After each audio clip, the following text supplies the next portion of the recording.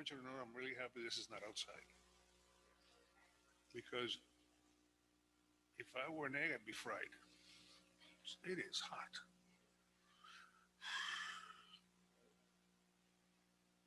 I mean, hot.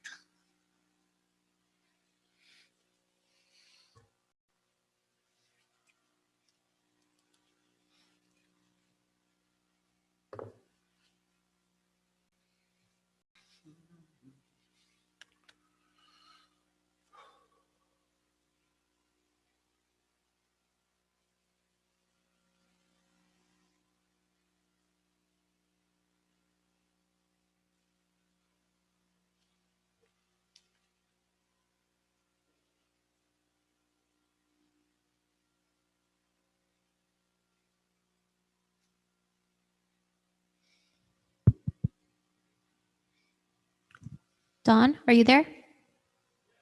Let us know when we're live. Okay.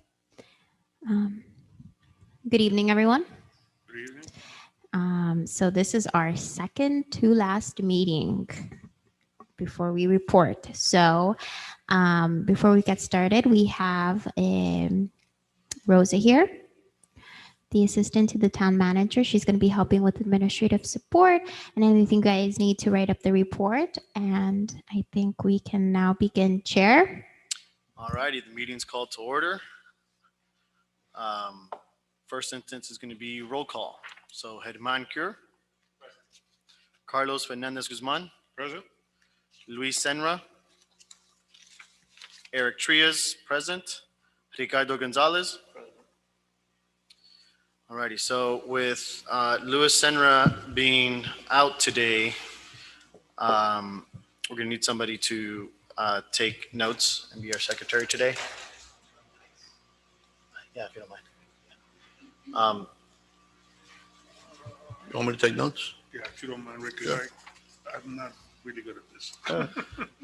You don't want my notes. So there's a motion to have Mr. Gonzalez, Ricardo Gonzalez, to take notes today. Any seconds? Second? Second. Second. Any opposition? Motion is moved. So Ricardo will be taking notes today. Great. So with that, we open the floor up to public comments. I think we have one in-person comment today. And we also have a comment that's been written and handed over to Mr. Ricardo. So we'll take Mr. Ricardo's comment first. All right, this public comment is from Esperanza Reynolds, 8465 Menteith Terrace. On July 8th, 2021, my public comments were read. To my surprise, a discussion ensued where town manager explained how approval letters were requested, but the practice was brought to an end. Let's ask, who is the customer? In our case, we are Miami Lakers property owners, taxpayers, voters, volunteers, the employer. The purpose of government, the mission of government is to protect the governed. How can town of Miami Lakes not request an approval letter when to obtain one prior to initiating a project is what we must abide by our governing documents, which are part of our obligation as property owners in Lake Glen Ellen. If this group is reviewing the building department, why would you not recommend something that will ensure a well-coordinated approach to self-government? Isn't the mission of this group stated from day one to create a customer-centric organization? We, the customers, ask, recommend approval letters must be obtained if HOA is an active organization. Recommend a flow chart to be created. Recommend videos that explain end-to-end process. Recommend Russian doll analogy turned into a video. Thanks for listening, Hope Reynolds. All righty. Thank you, Rick, for reading that from Ms. Esperanza Hope. All righty. And I think we have a gentleman here to give a public comment as well. If you could just state your name, address, and your comment.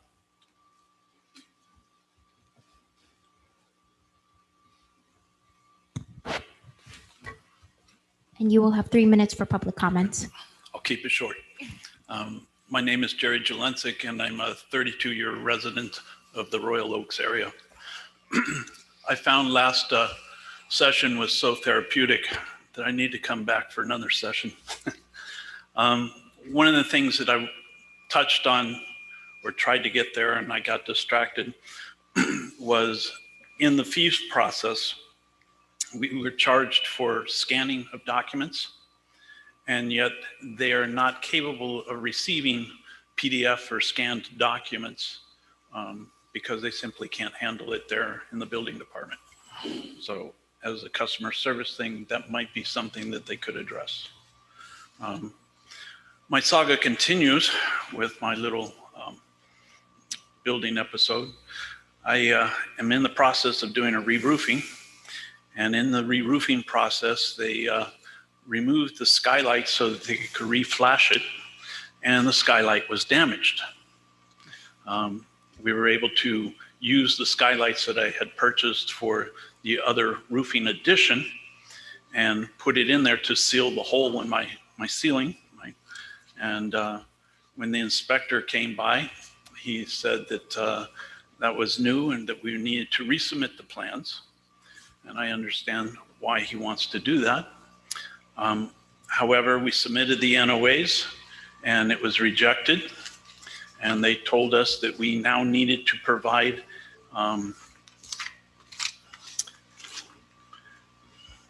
two copies of a design pressure calculation signed, sealed, dated by a RA or PE for the skylight. In spite of the fact that you already have NOA for the Miami-Dade. So it seemed excessive.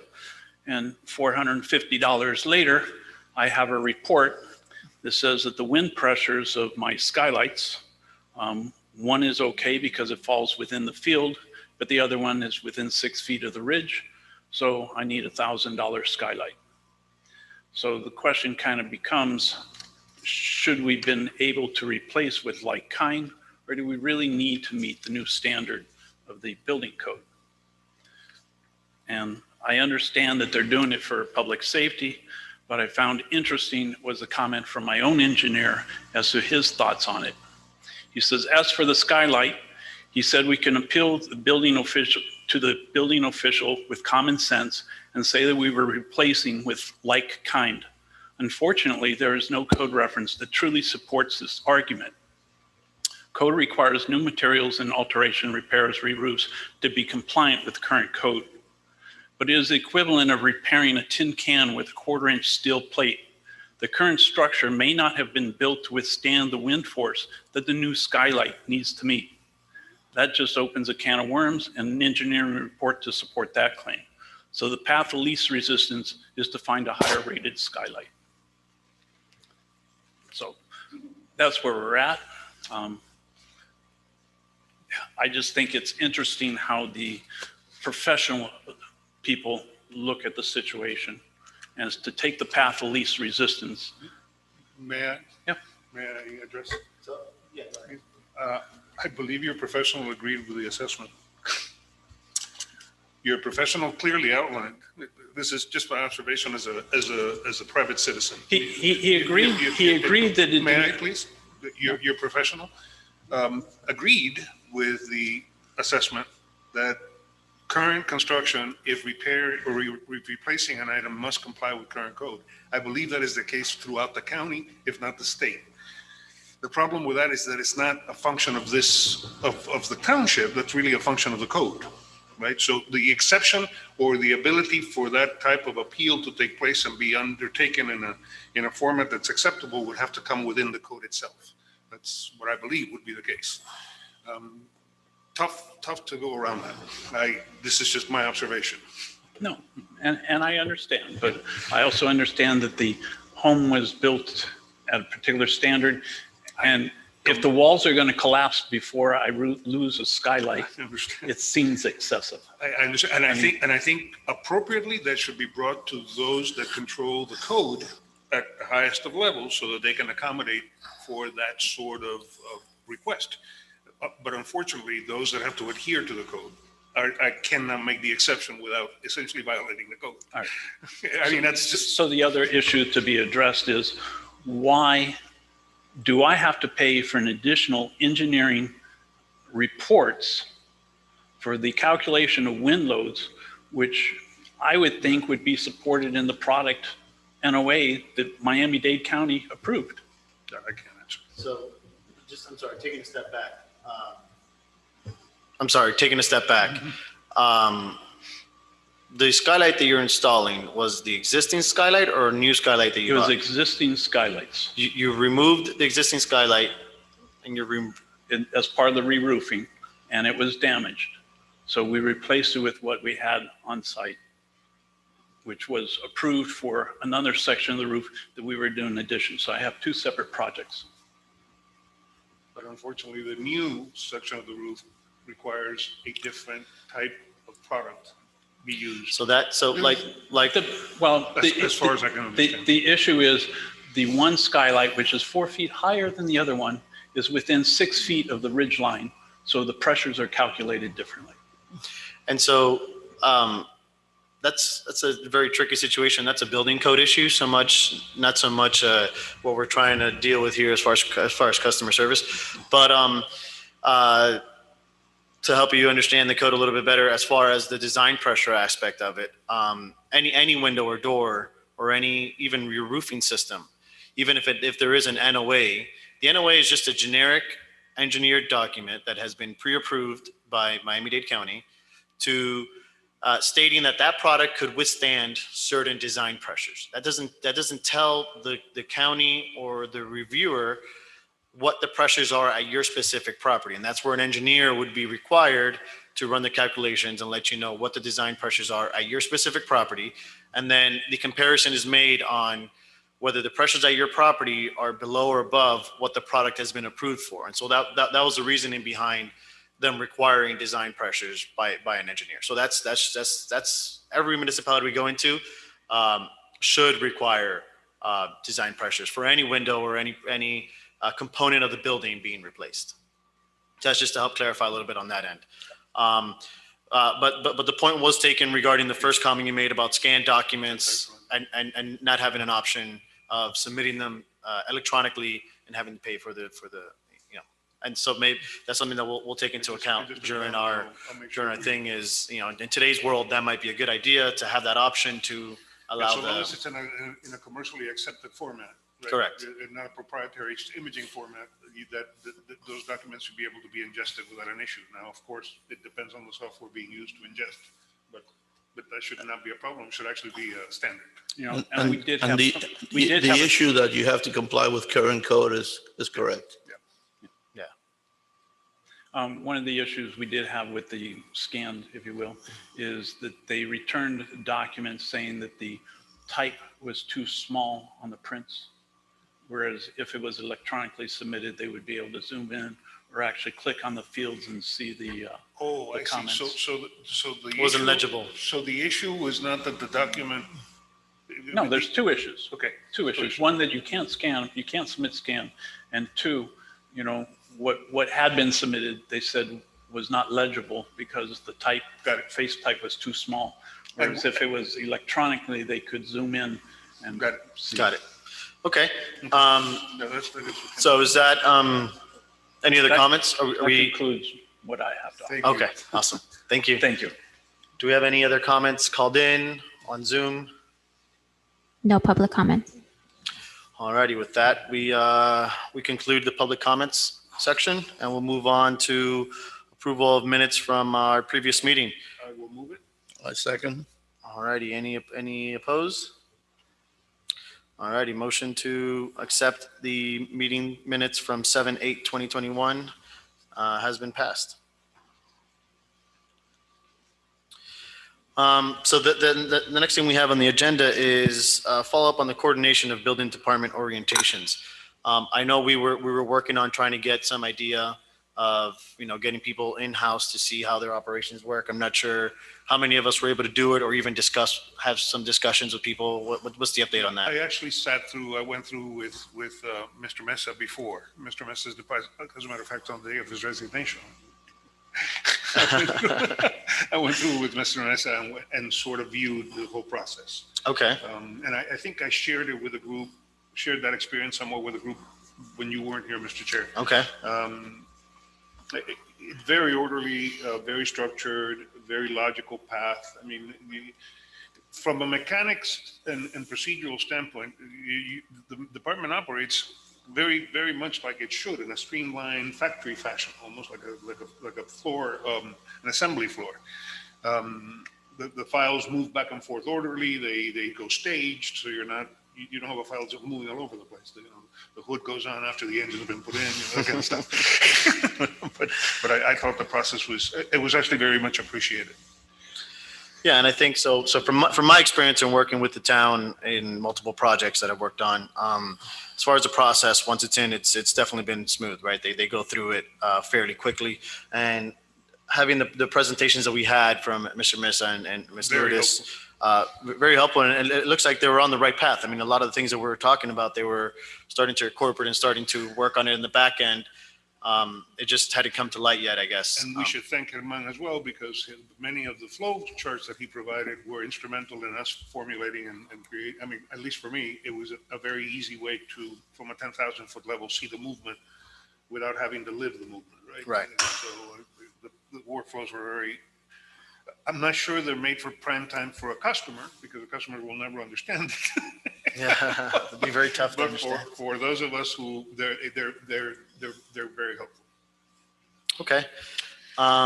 Cool. So before we jump into the actual preliminary assembling of our recommendations, are there any other items we want to discuss? I have one item I need to bring up, Mr. Chair. So, Okay. so over the last few weeks, I've had the distinct displeasure of having to view some of the public comments being made in the press. And quite honestly, number one, every one of us here are volunteers that have been associated with this process with no preconceived notion, no ulterior motive, no, at least that I can actually vouch for. To be honest, I did not hear of any of the issues that supposedly yielded this group until it was brought to our attention by the city in this committee. That's not why we became involved. So my advice to the town is, it is critical and I would say that almost a requirement that when you're going to get involved in processes like these, the least you expect is to be embroiled in any political back and forth or any. That's not what we're here for, and we don't play those games. So whenever the discussion with the press is had concerning the process, the committee, other than membership and what its mission and vision are, there's no need to discuss any or any stipulation or possible conception of what they're doing, or because it's all stipulation. And more importantly, a stipulation being attributed to a group of individuals that in no way, shape, or form are associated with those actions. So I would honestly and respectfully request that going forward, if there's any discussion with press concerning this group, or at least involving my name in the process, I don't know how the others feel, that it be limited to what the committee is for, the actions were taken that are part of the public comments and included in the documents, and what our ultimate goal is once we've provided you with the appropriate input. To provide or assign or associate us with any other discussion, unacceptable. So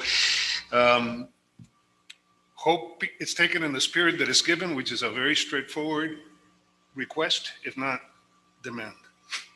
Okay. And so to that point, I almost would echo that exact feeling. I personally came into it having zero idea of what was going on in the background, no idea of all the political back and forth that was going back and that was happening. So I would almost echo that comment exactly, as in we're here for a purpose, and the purpose is to help make the town of Miami Lakes Building Department better than what they are. It's a very smooth operation. We weren't here to have anybody intimidate anybody or do anything like that. Comments that allude to that, I think, should never happen because you've heard now from two of us now, and that wasn't any of our intentions. So I would almost echo exactly your feelings, Mr. Carlos. Any other comments or anything else we want to have the discussion before we jump into the writing? Nothing. All righty. So recommendations. So the way we'll go about this is we have about, I believe it's 7 headings. Yep, 7 headings that we've come up with through each meeting, and we've started to outline some of what, actually 6, I believe, that we've, some of the thoughts and ideas that we've kind of thrown on the wall, and we've started to outline each one. And so the process that I believe we should follow here is kind of start filling in the recommendations for each of one of these. I think they're all, 6 main ideas that we've kind of continued to hear being issues and things that could be improved upon. And so I think this is a good starting point, and we could start filling out. So the first one is going to be building department processes, and the connection between the professionals and the residents. And I think actually the comment from Ms. Esperanza Hope today was requesting workflow. So that's actually the very first item on our recommendations is creation of workflow and processes map. Is there anything we feel that we need to add on to that, or?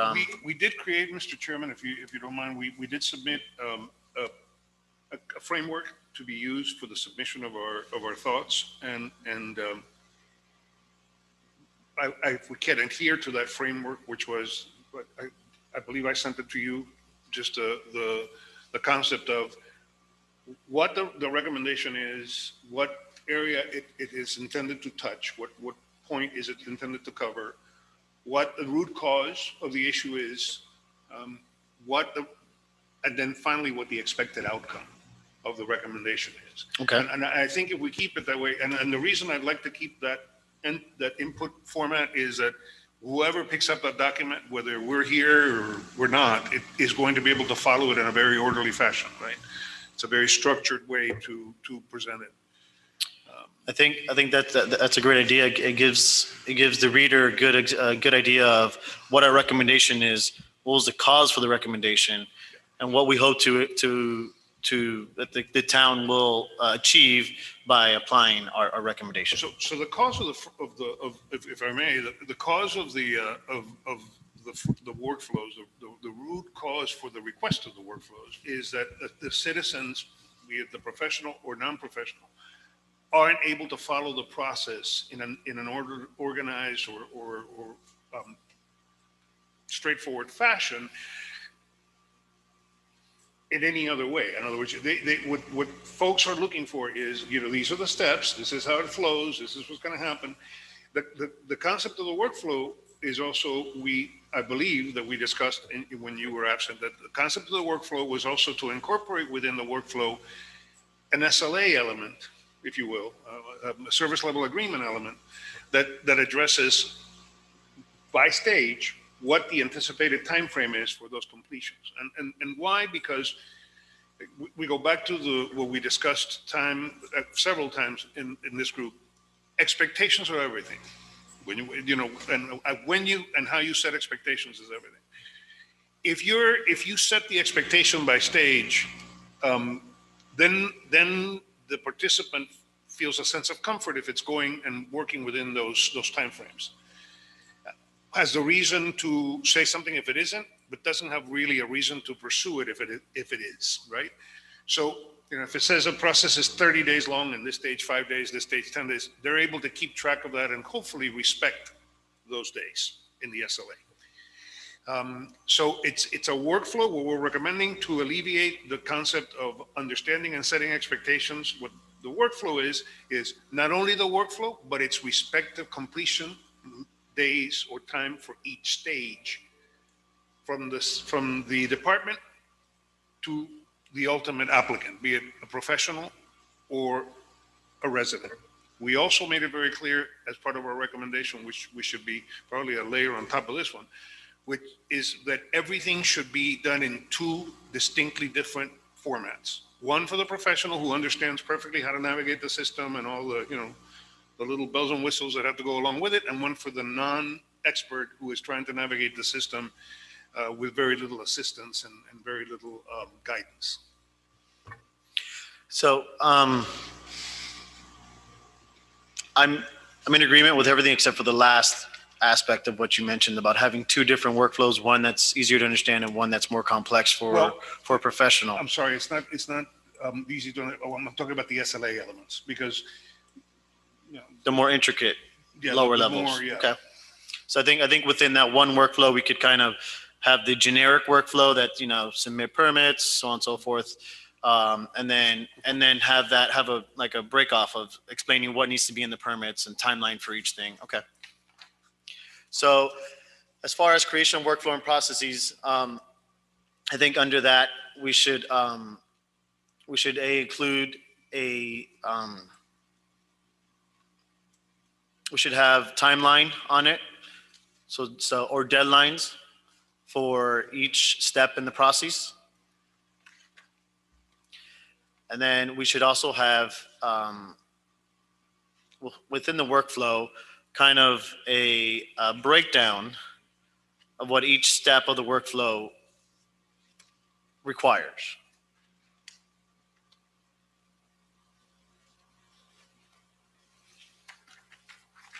Are we on agreement with that? Yep. And Edman, I know you're more connected to the town, obviously, because you work here and you understand quite a bit of the ins and outs of what's already existing and what's not. I think we've asked the question before, but just ask it again. There is no current workflow for the building department process right now, right? That's shared with the user. That's shared with the user. You want to answer that? Danny? Can you define workflow? Like, is it a document that they get with their permit that states, Yeah. hey, it's a fence Correct. permit, it's going to take 7 days? So These are the it's stages, right? right, and so it's a document that says, okay, step one, you got to fill out the application. Step two is you got to have these set of plans: of mechanical, electrical, plumbing, structural, architectural, civil, landscape, whatever it is. Attach the application, you submit it, and then you give us 30 days from there. We review it and give you comments, and then it says step 2, step 3, step 4. Yeah. The idea, Danny, if I may, was the concept of what you need to get the permit in properly, and then subsequent to that, what each stage of the process will be and how long is it anticipated it will take, with a total number of days being sort of, I wouldn't say committed to, because but at least you have a guidance as to what you can expect from the time you submit it to the time you get some response back, be it a recast or a denial or an acceptance, or whatever that may be. Yeah, so I just logged on real quick to the town's website under the building department forms, and there is a submittal requirements PDF that's pretty straightforward for residential permits, owner builder requirements, commercial permits. So I think that first part, we already took care of it as part of this PDF. Talks about an HOA affidavit, an owner builder affidavit, 2 sets of drawings, a survey, elevation certificate. So it kind of spells that out. Now we could expand to that. And I will note that the town does have, as part of our e-portal, you can create a registration and you could follow the process. And we do provide those SLAs, 7 days. So- We're talking about something that's going to be handed out to the person getting the permit. Either handed out or viewed online, because one of our recommendations is that we take this process more to an online than It might be online, but I myself have gotten permits here, and we've never received any. I've never received anything as a workflow. And it sounds like, Danny, that And I'm sorry, Mr. Chair, I don't think we formally met. I think I came when you were out. I formally introduced myself to the other board members, so I'm the new building director, not the official, but the building director. Awesome. So I will be taking in all these recommendations and Danny is the okay. customer service and process side of and the other is the technical. Which is exactly what we're You doing. guys are So doing my job We're here. talking to the right you're person. doing my job here. So I'm We're just, we're trying to talking help to you, the Danny. right We're trying to person help you. So unless Awesome. the customer goes online, when he Well, even comes then- here, he would not be given anything. Even then, because the online, it sounds like the online portion of what you just mentioned, all the steps that you just talked about, is what's required to submit for permits. Right. Right. So that's pretty standard, and that has everything on there, and that's pretty clear. I think what we're trying to accomplish here is not so much what's initially required, that's great. So that's step one, right? But we're looking for how do you get to step 10, right? And so step 10 is going to be final CO, right? So kind of a broad workflow on these are all the documents you need for submittal. This is what happens after submittal. Yeah, it Mr. goes- Danny reviews it. Mr. whoever it is reviews it. That goes to review, plumbing review, 7 review. days, structural 7 days, Exactly. depending on the type Yeah, of permit. That's Yeah. kind of what we're trying to explain to the residents. And it sounds like from a couple of comments we received from Miss Esperanza is she wants to know, once I give you the papers, what happens? Because I don't know anything until I get a denial or comments or whatever. They want to understand that process. And I think if we could tie some days into it, timeline for to manage expectations, it could give a clear picture to the end user. It also will eventually give you, Danny, a way to grade yourself with respect to how you're meeting the expectations of that SLA, right? So you've established your parameters. You've said, I can live up to these dates. You always give yourself wiggle room, right? It's a concept of always under promise, over deliver. But then at some point, you'll be able to establish a system that says, once, twice a year, we'll look at how we're doing against that SLA. We'll either tweak the days or provide a grade that says we're doing pretty good, right? We're meeting the SLAs. But it's a transparency and total disclosure element of this that is critical to the user. That you're not, I'm not in a gray black box that I don't know what's happening. These are the expectations. Yeah, I understand now. And I think within our current software, we can provide that. It's more of an upfront thing instead of like waiting when the next step is. So I think that's something that's definitely doable on our end. Great. Okay. So so I think when it comes to the workflow and process map, that those are basically the two main things that we're going to be looking at, right? Is going to be timelines and a breakdown for each step, very similar to like how you have it for the application. You need to submit, your survey, your landscape drawings, and so on and so forth. So that would be great. Yeah, if I may, I want to bring something up because if not, I'll forget. And it's with respect to what Ms. Hope Reynolds submitted with relations to the HOAs. So I was bored. And I started to look through blogs throughout the country that in specific townships that deal with this issue, if you will. And what I found consistently is a very salient argument made against building and zoning trying to do any sort of enforcement related to HOA covenants. Because, and rightfully so, most of the legal experts that were opining on this throughout the country say, well, here's the deal. One is municipal, and it is code. The other are covenants that are within each one of the HOAs and are legal covenants between the resident and the HOA. And the city has no business or place trying to enforce them, ensure them. What I found time and time again was that cities, in an effort to help the resident and the HOAs deal with the mandates of the HOA, fell back on the residents signing a certification statement that they were certifying that if there was an HOA and the project was covered within the HOA guidelines, they had followed the proper procedure to have it approved by the HOA and certify it. Or certify that they had checked with the HOA and there was no need for this to be brought before the HOA. What that provides is the HOA a sort of weapon, if you will, sort of Damocles sword that says, hey, you misrepresented this, right? Because the legal right of the HOA cannot be enforced by you in any way, shape, or form.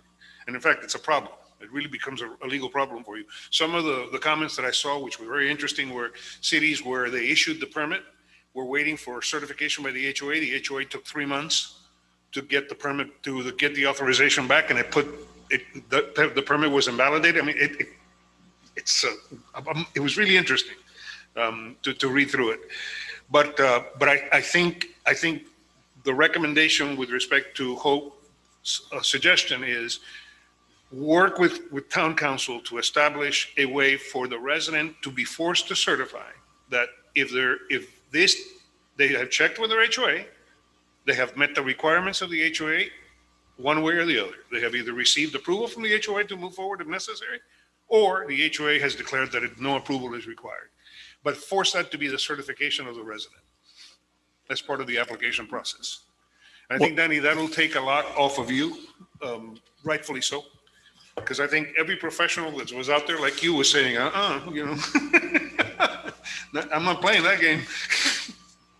Yeah, So that's that is a suggestion. dangerous game to play. The thing is that a lot of the HOAs, for example, the one I live in, which is Hope's also, is that we have covenants that for example, we don't approve metal roofs. Right. Okay? And then the person wants to put a metal roof in, and they say, why can't I put a metal roof when the building department says it's okay to put it in?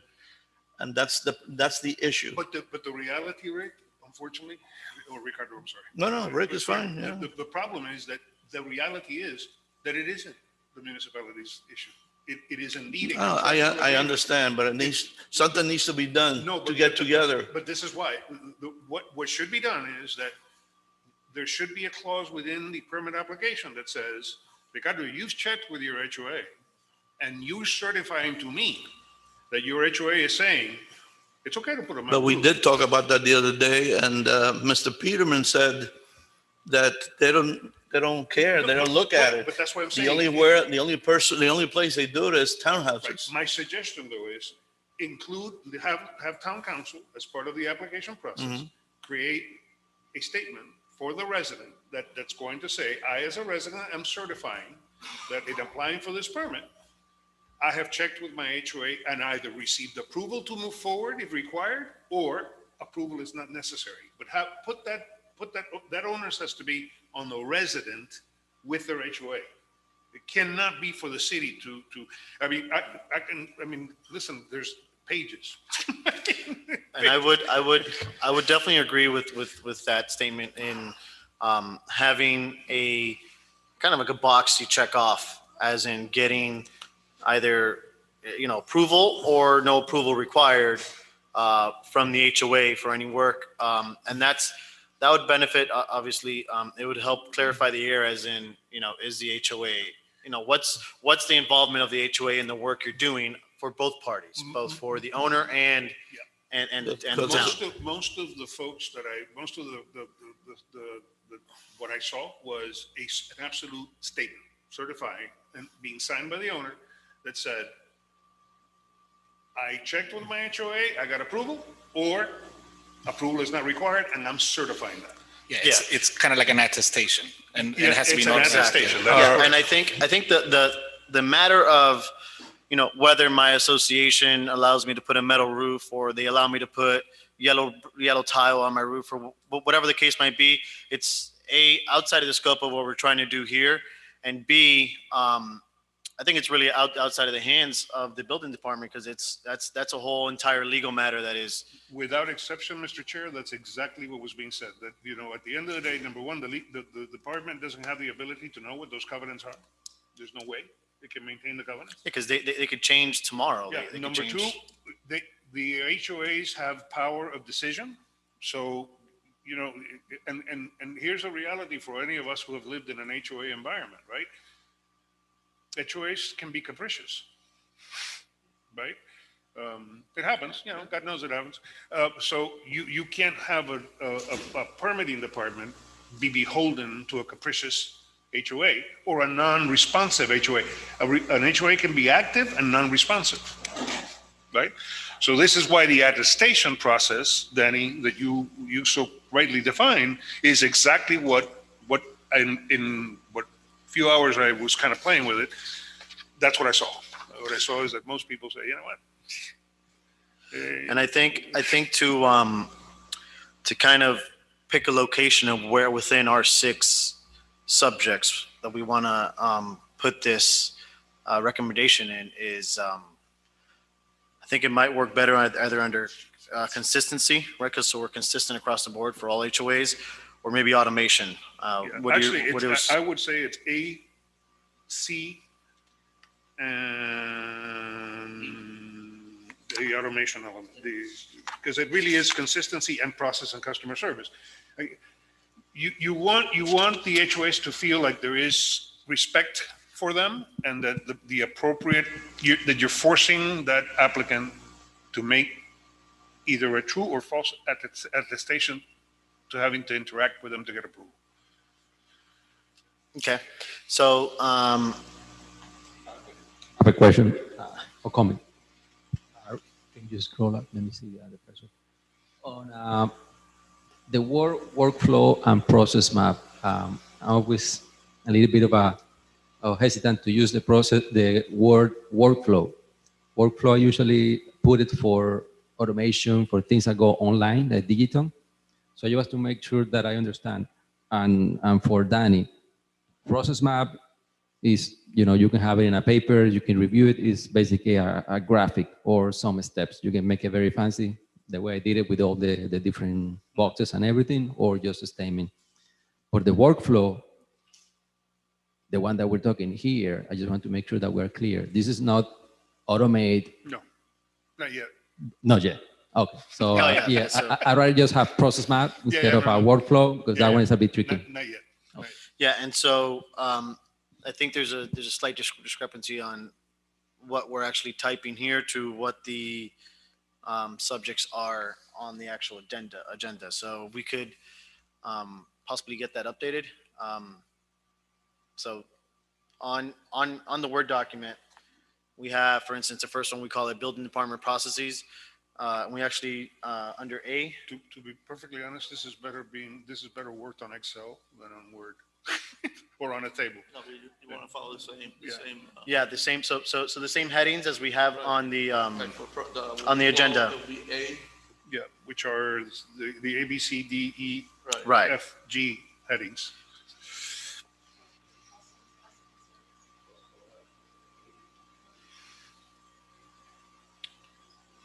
So I think for regarding the HOA part, we should probably put it under A, processes, customer service, friction point, and And personnel. consistency. I think both of those, you can actually give it an A and a C. Right. Because the best way to do that is to essentially have this as a legend and then put an A or C, and you cover it that way. We can clean it up after. I can help you with it. In fact, what we may want to do, Mr. Chair, is throw everything up today, and then since we have one more meeting, at the next meeting is then format it and start, adding all the, cleaning it up. Right. So it'll be easier for all of us. And then if need be, we could pretty it up Yeah. for the presentation after, Clean it up as much as we after, can, yeah. after the last meeting.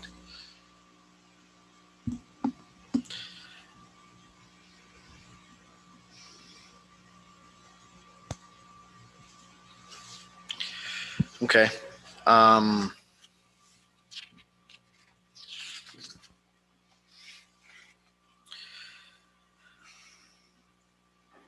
So one of the other things that we had actually talked about while they work on that is actually friction points, eliminating friction points. So friction points, from everything that we've heard about, and even from our experiences, kind of come when expectations are not met, right?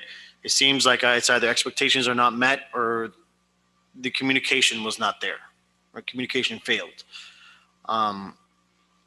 So what are some of the items that we could talk about and add to throw up on the wall? One of the things under the friction point elements that we wanted to address was now going a little bit back to the Germán's comment on automation, right? So one of the things that one of our recommendations was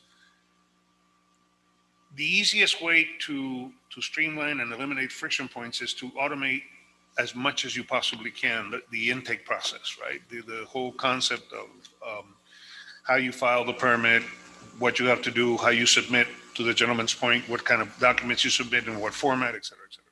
Those are all things that really impact the expectation, meeting the expectations, because they can throw you off. They're essentially the sandpaper that makes things kind of stick and not flow right. I'm sorry to cut you off. You just made such a great point, and we have a great example here in person that we had a comment about today that I wanted to bring it up. So a perfect example of automation and making sure you're consistent and that intake that he was just describing about was the situation that we heard earlier today. Was, you know, the comment was, I submitted my NOA and it got rejected asking for calculations. That's something that can be very easily caught at the intake aspect of it all, right? Is kind of, I received an NOA, there's 2 or 3 copies of the NOA. Calculations are always required. You never just submit an NOA unless it is a response to, you know, send me NOAs. But if it's your initial submittal and you're giving me an NOA only and there's no calculations, there's no drawings, that should be a big red flag. Don't accept it. Kick it back. Say, hey, there should be, you know, you forgot to check off this box, which is calculations, or this box, which is drawings. And then that communication can happen as opposed to submitting the NOA, waiting 3 days, and then hearing that you need something else because you forgot to submit it. So that's something that can alleviate that friction, is that intake part. And the chair just made a tremendously solid point, which is the easiest way to make things flow smoother is to catch as much as possible before it enters the pipeline, right? So you know, it's like everything. If before it goes to the back room and you involve anyone, it's a concept of you don't put a hood on a car if you're then going to have to take the hood off to put in the engine, right? So that's not the way things work. So the concept of catching things, as an example, and adding to that, eliminating friction points at the point of the point of interaction or capture, email, contact numbers. No permit should be accepted by the city that doesn't contain all of the contact information available for the proprietor and the respective contractors associated with the job. Because all you're asking, Danny, is for trouble. Yeah. I mean, you're asking for trouble. So another friction point is, you know, it happens. I'm a design professional. I'm not saying I do this, but it does happen with other design professionals. We've actually heard it a couple times. Mr. Mesa brought it up. Ms. Lourdes brought it up a couple times as well. Sometimes they turn things around in a day and the contractor picks it up and gives it straight to the engineer, never tells the homeowner, never tells the owner anything at all. The engineer holds it and he sits on it for a month because he's too busy or whatever the case might be. And so the owner the entire time is thinking it's in the town of Miami Lakes. And so, you know, having that information from everybody and distributing, hey, comments are out, email, text message, whatever the case might be, is that communication, not to one party, but to all parties, letting them know what's going on. To that end, we saw something interesting in the system, which was actually pretty interesting if you look at it from that perspective. You have the ability, it appears that in your core system, you have the ability, anytime a permit is filed, to open an account for that individual, right? Be it a professional or be it a homeowner. Once you created that account, that is the point of interaction that is the most complete of all possibilities. That is the one where everything is reflected. You're a customer. I actually, if I sat with you when I give you the application and you said, by the way, by tomorrow you're going to get an email that's going to tell you that account has been created for you with a temporary password. You're going to have to go in and change the password, okay? But from that point on, all you have to do is log into that account, and you will see. Plan was approved. Plan was denied. Plan went to so and so. If that process is put into place where we actually, unless there's a charge for these accounts to be open, which there isn't, if we can implement a process whereby anytime a permit is received, an account is open. Now, some people will tell you, I don't have a way to check the internet. I don't have a way to log in. That's going to be the lesser of the numbers. But it's also something they can do here via web. So recommendation is, let's try to integrate that account into the process so that you can do what the chair is requesting, which I think is a phenomenal point, of allowing that person to say, I'm going to log in once every 2 days and see where I'm at. I don't have to call my person. I don't have to, I'm going to log in and I'm going to see it. And I will add to that, those are all great points. And I will say that the owners that do provide the emails along with the contractors, as soon as we get, it goes through all the different trades and it gets denied, approved, whatever, we are sending that email out with a PDF copy of that permit history with the comments and all that stuff. And on top of that, currently on our website, we do have a link currently on there. And it's probably something that we just have to maybe market or communicate more, saying, hey, you don't even have to create an account. You could go in there right now, see what inspections are pending today, go to a specific property address, permit number, and see what activities happening on that property when it comes to The only reason I was telling you to create the account or suggest creating the account is one thing we did realize when we played around with your website is that, it wasn't created for Columbus to use it in finding the Americas, right? It was created to end up somewhere in Asia. It's just tough. So, but if you create the account and point, Danny, in the email, you're just eliminating so many friction points. Yeah. It's That communication is key, right? Yeah. Is passing, and I think we could even maybe take it a step further, and maybe this is something that you add to your application. And honestly, you guys might even be the first town or city to do this. Is within your application, not only get the information of the contact information of the homeowner and contractor, but take it a step further and get contact information for architect, engineer of record, landscape, surveyor, all those guys, so that when you do send that mass email, because a homeowner gets it and it says, homeowner gets comments and it says, the vent for your dryer has to be this type of thickness. Can you please change it in your drawings? The homeowner is going to be like, there's different thicknesses of dryer for, dry vents for dryers. So they won't understand the comments, but the quicker you could get it to the design professional, they can make adjustments quickly. And now at the same time, you're letting the owner know, hey, your designer knows what's going on. He got it. It's your responsibility to stay on top of him and turn it back to me quickly, right? So I think not only sending the information out, but putting it in the hands of the right people could help, that extra step for the resident, right? Because sometimes a homeowner gets an email. I check my work email every 5 minutes. I check my personal email every 5 days, right? So you might get an email, homeowner might get it and not realize that he got it or she got it and send it over to the designer 5 days late. So that's just another extra step you can help the resident out in, keeping track of the designer. Because, typical homeowners don't understand what goes on in the design world and, the verbiage of it. They don't really understand it. So that might help them, take an extra step for them and provide that service to them. Yeah, and I'm assuming that if you create that account, Danny, typically that type of account has a file ingestion system that will allow you to also solve the problem of the drawings and intake. So typically these types of accounts have some way that you can attach a file to it, and it will accept commercially acceptable PDF type formats as a file they can download into that account for the process. You may want to check that out too, because that may be also your way to say, by the way, if you're going to upload, if you're going to give me documents, use your account to upload the documents to this repository. Because typically, believe it or not, those systems are set up for that. And so one more thing that we're adding to this, besides creating the account, so in that intake process, that's where I would say 70 to 80% of the headaches start, is that intake process.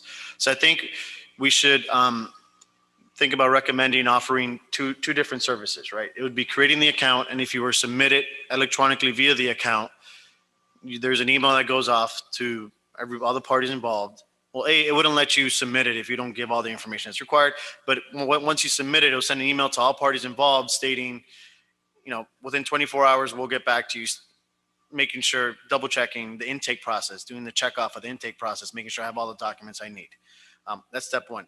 Now, if they don't go the creating an account online version, maybe offering some kind of service where they can sit down for a couple minutes, come in, schedule an appointment to sit down, to walk through, okay, these are my documents. Are they okay? If they're okay, we take them right there, stamp them. We're good.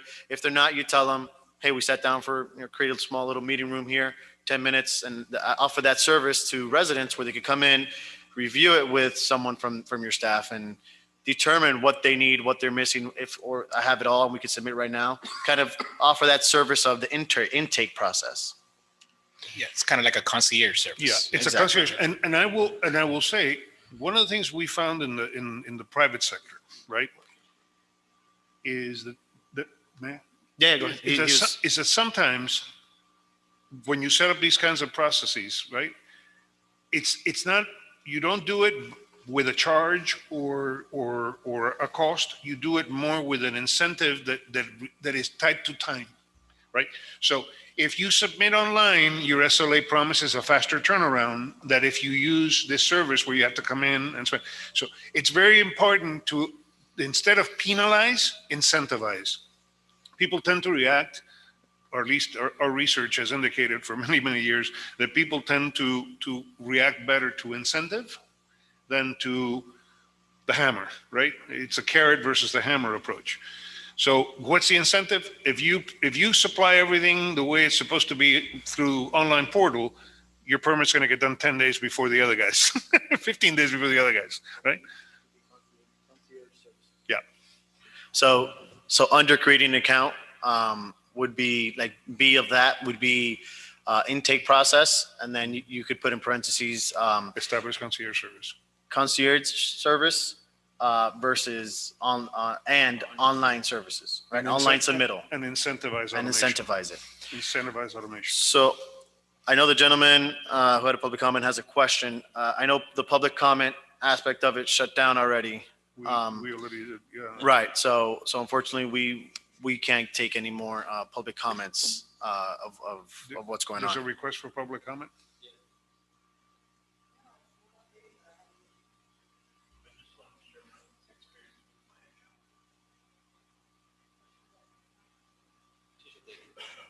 Okay. What do we do in this case? I have no idea. Yeah. How we handle, because then you have to make, if you make one exception, you have to make it. Yeah.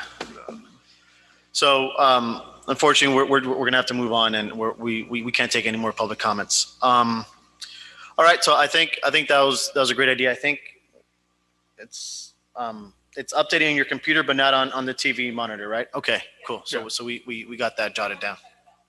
Okay. Okay. So any other friction points that we could think of that we want to put up? As part of the friction point exercise, Danny, we talked about the concept of you've purchased a system. Originally, when we were told about your system, everyone kept referring to it as track it.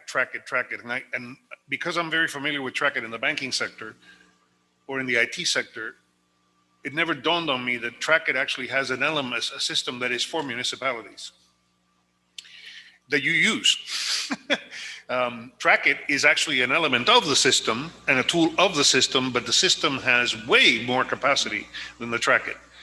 So for friction point exercise, we were also wanted to suggest that the department take a hard look at how much of the actual system you're currently utilizing with respect to automation and decreasing friction points that the system is capable of, and you just haven't turned on or paid attention to. Because we heard something that happens a lot in these conversations, which was, we just haven't had time to configure it. I can't tell you how often I sit with my IT guys and say, yeah, I know, you haven't had enough time to configure it. So we spent $1 million on a system that has these capabilities, and we are not using them because we haven't had enough time to configure it.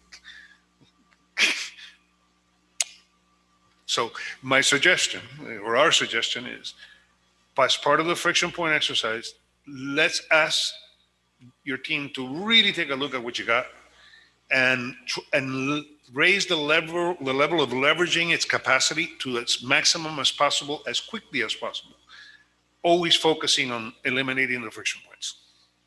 Yeah. So one of the things that I was already considering once I assumed the role was anticipating what the recommendations of this committee is. And after I receive those recommendations, is having a refresher one-on-one course with Trackit / Central Square and going over all these different points and seeing how we could minimize, digitize the process as much as possible. And based off the presentations that we saw, everything that we have written down on this paper, that system does it one way or another. And when you sat back there, you'd be surprised. I mean, I was really fascinated because it's there. Yeah. Yeah, and with that, either we do it virtually or we fly them down here, is to have key staff members take ownership of the different modules. And as part of that recommendation, Danny, that should be something that happens a minimum annually, because one of the things I can assure you is a lot of enhancements are made to these packages that the users are never made aware of because they don't charge for them. They're just incorporated and updates happen and you don't hear about it, right? So You get an email that says, hey, we did an update, and that's it. so once a year, you should force that vendor to kind of come in and say, hey, so, you know, what do we do? What have you done to kind of, you know? Yeah, and being more efficient, improving operation. Because I think we've pretty much established that, you know, the behind the scenes of the building department, it's working great, right? You guys are flawless. You guys are moving constantly. Paperwork is going in and out. It's the friction point is the communication between the outside world. So, yeah, being more efficient with that communication would be great. Quick update, IT is fixing. So if you guys want to continue chatting or wait at least. Speaking of IT. No, it's okay. Couple of You know minutes. what? Since we have one more meeting. Okay. Right, we so long as the young lady, as Rose is taking, you know, you're capturing it, because if not, our memories will capture it, but, you know, the chips there are a little defective. So, but if we can, because we're going to have one more session to clean it all up. And I'll send you guys the document that she's typing for the next meeting. Okay. So you can review it, and maybe on your end if you Yeah. want edits, so Clean we it can up, come in and then clean we'll it up. And then if you decide to clean it up on your end digitally, you can send it over to me, and I can also include it for the next meeting. So it can run a little bit more smoothly and more efficiently if you guys prefer as well. Okay. So, so I think we've kind of touched on every aspect, I guess, A through C. But communication, so once again, that's going to fall back on, you know, user accounts, getting the contact information, you know, and kind of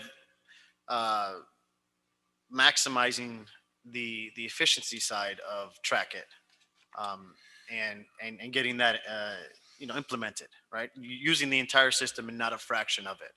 So, any other discussions you want to have regarding communication, specifically communication? I don't know whether it's false in communication or not. We talked about being more public with your success, right? So, you know, so the fault of many service departments is the only time service departments get noticed is when they do something wrong. If you're doing something right, nobody even says thank you. It's just kind of like, man, yeah, that's expected. You're supposed to do it right. When something goes wrong is when you get noticed. So the concept of celebrating your successes, you know, we're meeting all the SLAs. I'm making that public. We are turning permits around on an average 30 days. There has to be a communication element from your area to the community that says, you know what? Yeah, we do have headaches, but guess what? We're doing some things right. You need to know what they are, right? Because I think it adds to the credibility of the department. It places folks at a level where they're informed as to the right things you're doing. And the reality is that people don't hear about it. It's unfortunate, but that's how it works. So to incorporate some form of a place in your digital world or in your communications to the community that says every once in a while, this is how the department is functioning. This is how an average permits are, how long they're taking. This is how many permits we process through a month. I did some numbers. You guys are doing about 130 permits a month, more or less. That's your average. And that's about 6 permits a day with 22 working days. You're It's like the little mouse is running on the treadmill, you know? So that kind of statistic, because people sometimes don't have that in context. So we encourage you, as part of our suggestion, as part of your communication initiative, tell the good and the bad. Like, and be fair and candid about it. Where permits are running a little behind, or permits are really running ahead, right? But do both. It's almost kind of like a marketing campaign. Yeah, exactly. Kind of plan. And so, you know, I'm licensed in multiple states, and I do development as well. And so I'm getting really attracted to Hendersonville, North Carolina. We're doing a lot of things over there, and it's mostly because of the building department, right? So working with the building department is such a delight, and it's so easy, and it's almost inviting, right? So they're willing to have a meeting and help you maximize what you can do on a piece of land, right? As opposed to you asking and hoping, praying, they say yes, they tell you come on in and we'll help you maximize it, right? We'll sit together and we'll go through all the zoning requirements and we'll help you maximize it. So I think to his point, we can definitely promote what we're doing, and it won't only kind of help with the credibility of the town of Miami Lakes Building Department, but it'll also promote the town of Miami Lakes, which is you know, kind of all one umbrella under the town of Miami Lakes. So that's something that will help the town in general understand, hey, look, we have a really good building department, which you guys do. You currently have a great building department, but we're just trying to tweak it to make it that much better, right? And so you want to promote it to be where it's inviting and people want to come to Miami Lakes and want to work with the building department. So that's something that you want to, you know, shed a little light on it. Not too much, because then it looks like you're being boasting too much. But you definitely want to post it and, you know, make people aware of the good, the bad, and the ugly, right? So. But to that end, you know, like Walt Disney said, if you can dream it, you can live it, right? To that end, think about a building and permit department that, for example, for a new homeowner who just happened to buy a property in Miami Lakes, within the first 90 days of owning the property, gets a call from the building department that says, hey, by the way, if you need us, if you need to do anything in the home, these are our hours of operations. This is the person you can reach out to. That kind of proactive, it's one call, one call.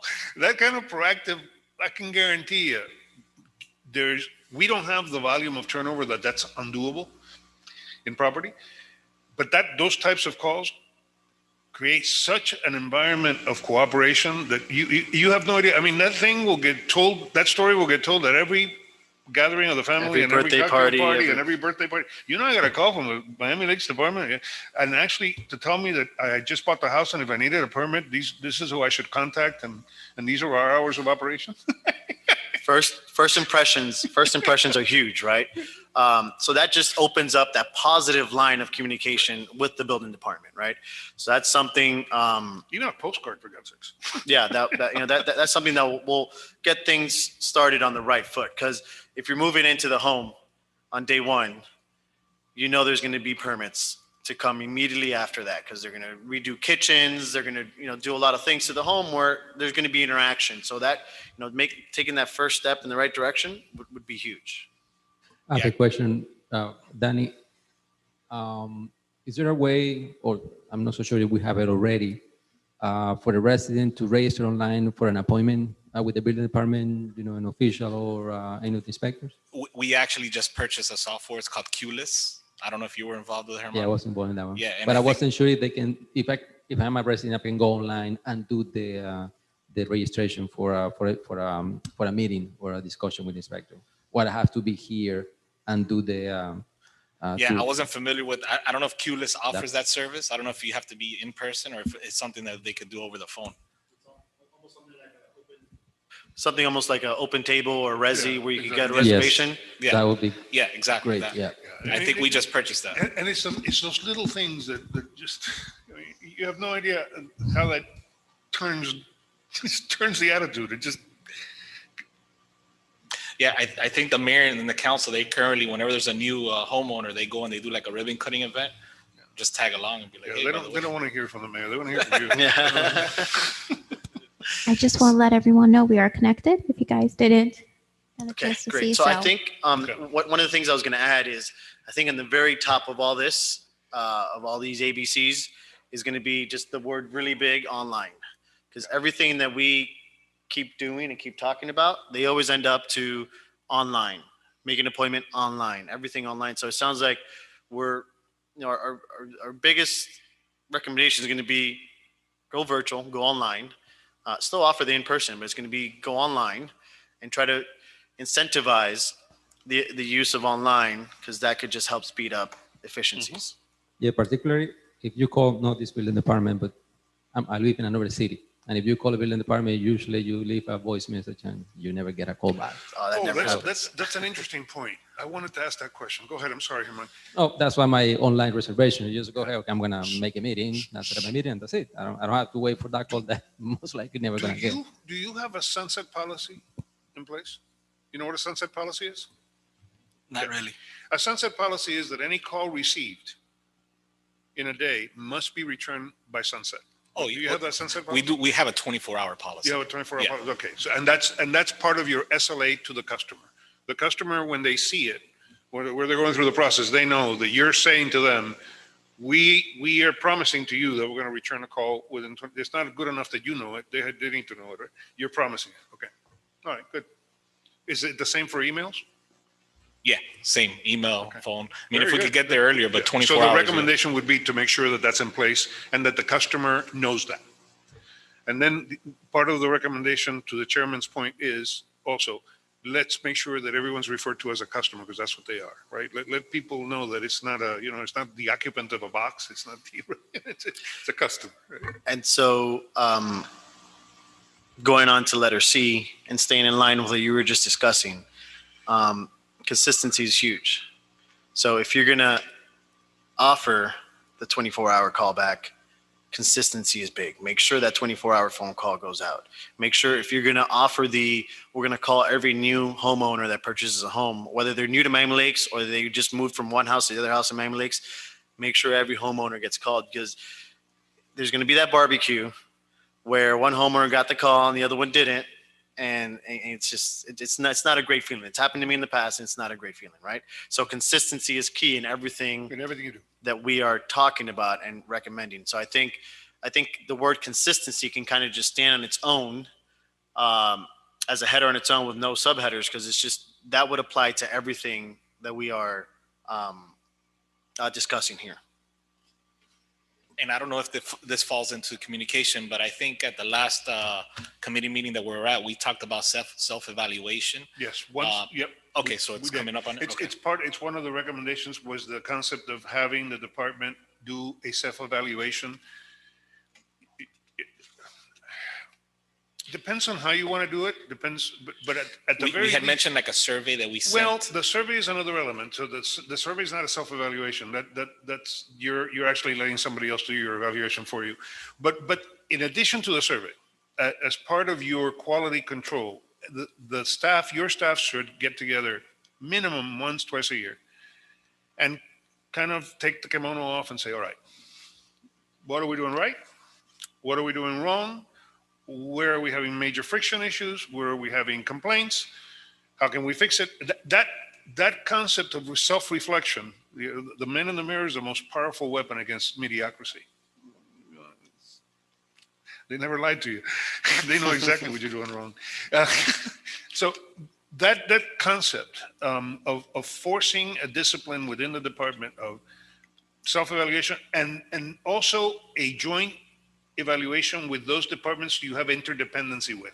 So if you do once a year for your department and you do another one that includes the departments you interact with that also affect your performance, is critical as well, because you have to be able to sit down with a building official and say, oye, you guys are taking too long, man. And I'm getting hammered up front in the desk because you guys are taking too long.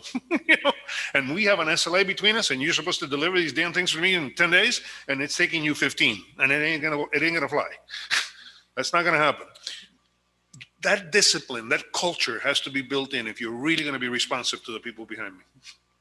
And that really opens up the door to open communication, right? That opens up the connection between the employees and the staff with upper management, is that communication being having that self-evaluation and really everyone getting in a room and having almost like a powwow and talking it out and understanding what the friction points are and how to solve it, as opposed to going every day 8 to 5, friction after friction after friction, and eventually you have disgruntled employees and staff that are just not happy with what's going on. So having that self-evaluation once or twice a year is great for the residents, because you start improving on some of the things that are falling behind, and B, internally for your staff and mentally everyone in-house, because it helps them, voice their opinion, right? And they feel more connected as well. Now, to the point of the survey that we discussed, and we sort of threw banter. And I'm sorry, around. just so we could, we are putting this under, Self-evaluation or evaluation. right. So it's being, I think you're putting under communication for now, but we're actually going to put that under, so, I'm sorry. So issue and corresponding root cause description, is that what? We can add that later. Okay. As we go through them in the next meeting, we can say what was the root cause and why we. So we'll add the, what we're discussing under another letter. We'll call it self-evaluation, and not under the communication, I think, that you're putting it under. Yeah, on the survey piece, well, what I think, and it was the suggestion of the town manager, actually, which was a very good suggestion, is to provide the inspector with a survey that at the final inspection of a project is handed to the homeowner, so that the homeowner has the opportunity to complete it and return it to us either online, go online and log in and complete it, or physically, addressing the entire process. Well, how was the intake right? Were the inspections done on time? So that you're constantly gathering information that's going to allow you to do the self-reflection with assistance, if you will, and at the same time providing the customer, the stakeholder, a voice, right? And those surveys should be made available, or at least published every so often, the results in general, whether good or bad. Because it's critical that when you do these surveys, I do a lot of work with companies that tend to tell me the great stories. And I always say, well, give me the bad reviews. I like to see the bad reviews first. Same thing here. I always look for, don't tell me the good, tell me the bad. So that's going to show me. Let's see them all. Let's see the 5 stars. Let's see the 1 stars, and let's see the 3 stars, right? That's what I do when I'm trying to buy something. Exactly. So that's important. So, That- and go ahead. Daniel, a comment. Previous company, what I've been doing, launch and learn. Like every month, probably you do that with your team before the parks. That you have a launch and learn session, very, very informal, and you discuss, the good things, the bad. You don't have to wait, 6 months to have it. So you can just have a quick, okay, this is what I learned about this project, and you can share it with your team. The other thing is about the SLA. When you have the numbers that are so hard to get that you have to go online and dig the numbers, okay, from this step to this step, it's supposed to be 3 days or 5 days. In order for you to, go there, log in and look for it. If it's that too hard, sometimes it defeats the purpose. I did before in our company, reprogramming the whole thing, gather a database every day with all the information. So I was able to see every step, how many days. So it was like a red flag. It was 5 days, boom, I can see it. I was a report that was run every day. So early in the morning, everybody can see, okay, this is the SLA, this is where we are. Because if you have to dig on it, Yeah, that's internal. That's a very good point. Yeah, And that should internally. be on the back end. correct, internally. The customer is the SLA with the customer is not so much what's actually happening as more importantly, what your expectation should be, right? So SLAs, customer SLAs are typically my promise to you that within this time frame, I'm going to give you what you expect. And you can hold me accountable for that. Germán's is more the management side on the back end, right? Which is if you don't have Germán's side, the front end is worthless. The front end will most likely fail. It'll fail, right? So the two processes have to be very well intertwined. And taking a step back to what we were talking about earlier about the final survey, right? Once you see a building, you give a survey to the homeowner or owner, and then issuing it on some kind of quarterly newsletter or something like that. So as engineers, the Florida Board of Professional Engineers every quarter puts out a newsletter. Within that newsletter, they put out, unfortunately, it's only the bad, but they do put out kind of like a, you know, every engineer that's been reprimanded or has had an issue with engineers, right? And they put their name, they put the cause, the origin, and they put the outcome of it. And so they're very, you know, transparent with, you know, the bad. Unfortunately, they don't put the good, they only put the bad. But something to that sense would be great to have, because that just opens your eyes. You know, not all engineers are good, right? So it gives you a good understanding. This is such a huge point because it was brought up, and I am so glad you brought it up, because this was brought up when you weren't here. It came up, which was the concept of, is it possible? I will always fall on the side of the good rather than the bad. That's just my nature says that you're more important communicating to people who do things right as opposed to who does things wrong, right? Is it possible for the town to be able to, from a legal perspective without liability, say, these are contractors that work within our town that have never had an issue with the building and zoning department? Good standing. Because here's the thing. I, as a homeowner, most of the time, quite honestly, I have no concept or clue who to call for what. I go to my building maintenance guy at the bank and I say, listen, find me a couple guys, because I have no idea. And if my wife picks them out, that's great. But if I'm involved, I have no clue. To be able to point a homeowner to a list of, these are folks in good standing that work within the city of Miami Lakes. As simple as it sounds, It's huge. It's I mean, huge. I get And I that guess- question and I 10 think that- times a day. The challenge, I guess, with that, and I'm just thinking out loud here, is what would we classify as good standing? yeah, that's a good question. And I think there you have to have a conversation with that man that has the law book in his shelf, because you have to be very careful, right? That the liability, I'll share an example with you. In the bank, my private bankers who deal with folks that require attention from attorneys, all they're allowed to tell them is the attorneys that are on our approved list. So by that, what that means is those are attorneys that we do business with on an ongoing basis. And therefore, if they're on our approved list and still on the list, they're in good standing, right? But I never say we are not allowed, we don't allow them to say they're good or bad, or they're better, or no. Who do you use? These are Here's the attorneys, list. yeah? These are the attorneys we use. They're on our list of approved attorneys. We use them for our transactions and your transactions and other customer transactions. So you have to be very careful. That's really a question that you have to ask your. I guess you can use the word approves rather than good standing. Yeah, Right. because quite honestly, that's where you start to run into some liability. But the concept of exploring that, as the chair suggested, man, I'm telling you, that is. And it's good because you as a resident, sometimes you don't know which contractors, and you ask somebody, hey, do you know someone that makes fence? And you're incentivizing the contractor to behave. Right? Because if you're on the list, you're behaving, and if you're not on the list, you're not behaving, and therefore that's an incentive. Right? And just going back to the survey question, do you guys see any value also handing that survey out to a contractor as well? Or is it mostly You have to be more careful, because with a contractor, it shouldn't be so much qualitative as quantitative. It should be more tied to performance key KPIs, key performance indicators, than subjective. The individuals are going to want subjectivity. It's going to happen. The professionals what's important to a professional? Time. How efficient were you?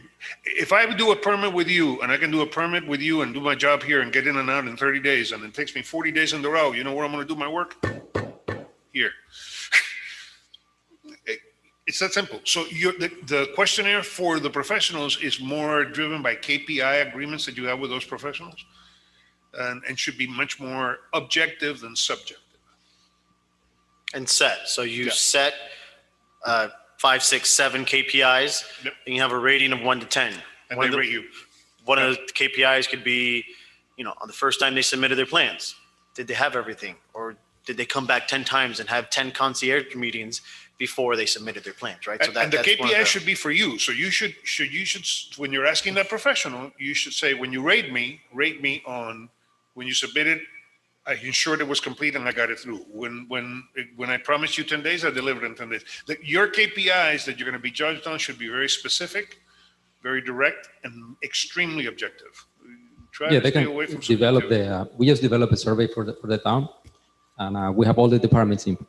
So similar with if something for the contractor, for the professional, then maybe you invite a group of professionals. Okay, we're gonna develop this for our own, for both, and then just come up with a short, nice and sweet survey that you can get good information. We do that internally.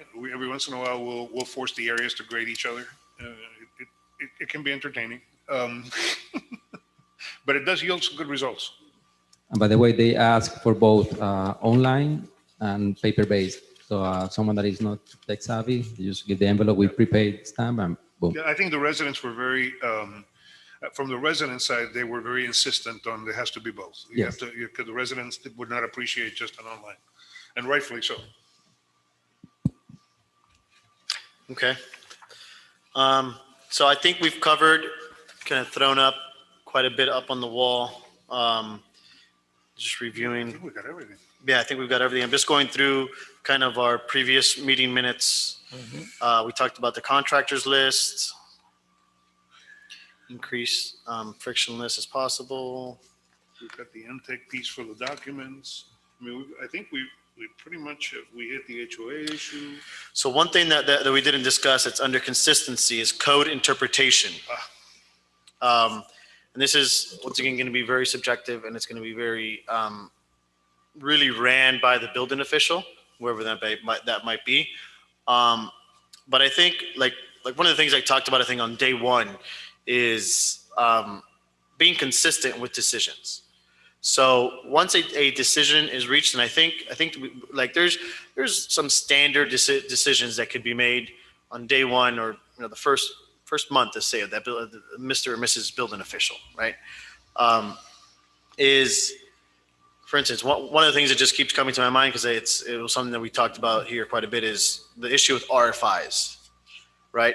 And the issue of, for instance, I had one down south, moving an electrical outlet over 6 inches required an entire resubmittal of a set of plans to be approved, so that then we could call the inspection. And so that was a 3 weeks, 4 week process, as opposed to an RFI that from the engineer that said, we can move this outlet 6 inches over. So that's the kind of stuff where, are RFIs allowed, right? Is this something, so now we know whether they are or they're not. Yes or no, it doesn't matter what the answer is, but be consistent, right? On this job, I allowed RFIs, so moving forward, they can all have RFIs. And then define what can be done with an RFI. What is substantial work that will require a resubmittal? And then define up to where can you go with RFIs if the answer is yes. And that's one example, right? There's many other examples that we could walk through. But as you kind of cross each bridge, kind of put it in black and white, and that's our new standards moving forward. And in your experience, in your world, Mr. Trillis, has there been any municipality or county that has kind of established that? Or is it more just discretion? So specifically RFIs, in Dade County, Miami, they're accepted all the time. Right, we can move forward with RFIs. Now, once you get substantial work, and the term substantial work hasn't really been defined by Miami and Miami-Dade County, but me as an engineer, I mean, we can't do it that way. You got to define something. But as a design professional, you should know what substantial work would require, a resubmittal. But have some kind of definition. If the answer is going to be yes to an RFI, I would recommend that there is some kind of limit to that. Because if not, we're going to redesign the entire structural floor, the second floor on an RFI. That's something that can't happen. To that point, you can set whatever rule it is, so long as it's applied consistently. Exactly. And that's what the chair's point was when he brought it up originally, which I thought was a very strongly made and valid point. I don't care. If you tell me it's not, it's not. But don't tell me it's not today, and then next week it's yes, and then 2 weeks from now it's maybe, and no. If it's not, it's not. If it is, it is, and these are the rules. Yeah, because that's where the friction points Right. start coming in, right? Well, my neighbor did it this way. Yeah. Right, and now you're not letting me do it. Now I got to go. That's where the friction starts happening. So setting it black and white, whatever it is, black and white, and this is the way the town does it. And maybe even publishing it on the town's website or whatever, and saying these are our standards for operating. So that and that's going to be huge in code interpretation, because that's going to be very big for work done without permits and all that stuff. Having it black and white. Hey, look, this is how we work. This is where we operate. You fell outside of our lines, and so it is what it is. Or vice versa. Hey, I was within the lines. Why am I being reprimanded? And it could be, well, okay, well, I'm inside the lines. We review it. Okay, you are inside the lines. We move forward, right? As long as there's lines drawn where we can kind of rate ourselves on. That's. Yep. I think So- the one last item we had left was that they had asked us if we would consider, Mr. Chair, making a recommendation to the council that we ask Dade County to include building officials in the process of all of the planning and revisions that are going to take place as a result of Champlain Towers, right? That we essentially ask officially that the council and mayor communicate to the county that it is imperative that the municipalities are involved in those discussion points and participate in the process, regardless of what level of the committee it is, but they participate in that process.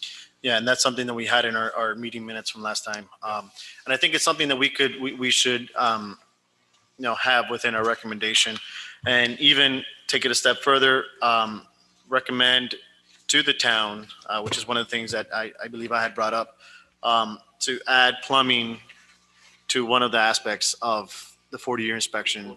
Yep. For town of Miami Lakes, and maybe that's something that we take up to Dade County, as if there is any building official from here or anything like that. So yeah, those are two things that were in the notes, and I think that's two things that we'll most definitely add to the comments. Alrighty, with that, any other comments that we want to add, or any other comments that we want to discuss? My compliments to the chair. 7 o'clock on the button. Alrighty, motion to adjourn. So moved. Alrighty, any opposing? All right, meeting adjourned. So,